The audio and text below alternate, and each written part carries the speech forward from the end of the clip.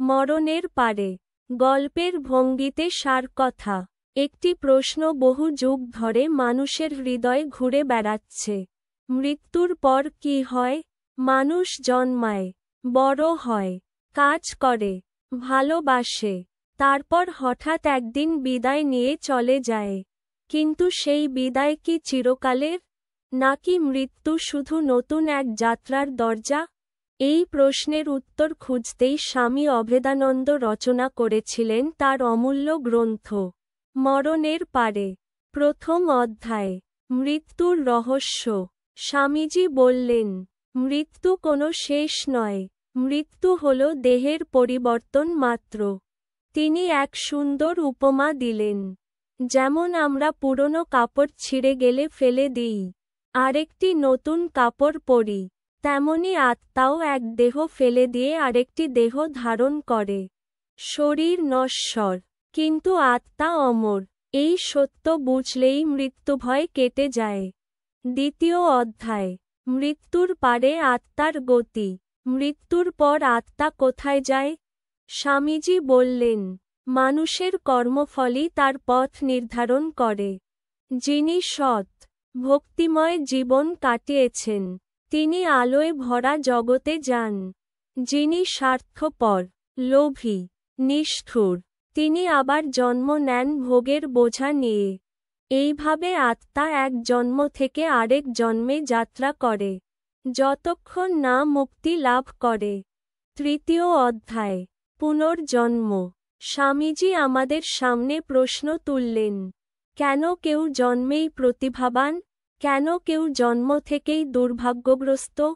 এই প্রশ্নের উত্তর খুঁজতে গিয়ে তিনি বললেন, এটাই প্রমাণ করে যে আত্মা পূর্বজন্মের স্মৃতি ও কর্মফল বহন করে নিয়ে আসে। যেমন শিশুরা জন্মেই গান গাইতে পারে বা আঁকতে পারে, এসব তাদের আগের জন্মের অনুশীলনের ফল। চতুর্থ অধ্যায়, বিজ্ঞান ও পাশ্চাত্য দার্শনিকদের মতো। স্বামী অভেদানন্দ শুধু ভারতীয় শাস্ত্রের কথা বলেননি, তিনি পাশ্চাত্যের উদাহরণও দিয়েছেন। তিনি বললেন, হিপনোটিজমে যখন মানুষকে ট্রান্সে নেওয়া হয়, তখন অনেক সময় সে তার আগের জন্মের কথা বলে ফেলে। অনেক মানুষ মৃত্যুর কাছাকাছি এসে এক অদ্ভুত অভিজ্ঞতা লাভ করে। দেহ ছেড়ে বাইরে ভেসে যাওয়া, আলো দেখা, আনন্দ অনুভব করা। এসব ঘটনা প্রমাণ করে, মৃত্যুর পরেও চেতনার অস্তিত্ব থাকে। পঞ্চম অধ্যায়, মৃত্যু ভয় কাটানো। স্বামীজি বললেন, মৃত্যুকে ভয় করো না, মৃত্যু হল নতুন জীবনের সূচনা। তিনি বুঝিয়েছেন, যদি আমরা সৎ জীবন যাপন করি, ভক্তি করি, জপ ধ্যান করি, তাহলে মৃত্যুর পর আমাদের পথ হবে আলোয় ভরা। যেমন কৃষক ফসল ঘরে তোলে, তেমনি মৃত্যুর পরে আত্মা কর্মফল ঘরে তোলে। ষষ্ঠ অধ্যায়, আধ্যাত্মিক উপলব্ধি।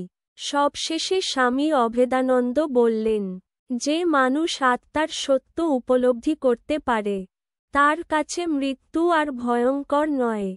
সে জানে, আমি দেহ নই, আমি অমর আত্মা। যে এই উপলব্ধি লাভ করে, সে জীবিত অবস্থাতেই মুক্তির আনন্দ অনুভব করে। গল্পের উপসংহার। তাহলে মরণের পারে আমাদের কি শেখায়? মৃত্যু শেষ নয়, এক নতুন যাত্রা। আত্মা অমর, দেহই শুধু ক্ষণস্থায়ী। আমাদের কর্মই নির্ধারণ করে মৃত্যুর পর আত্মার পথ। ভক্তি, জপ, সৎকর্মই মৃত্যুভয় থেকে মুক্তির উপায়।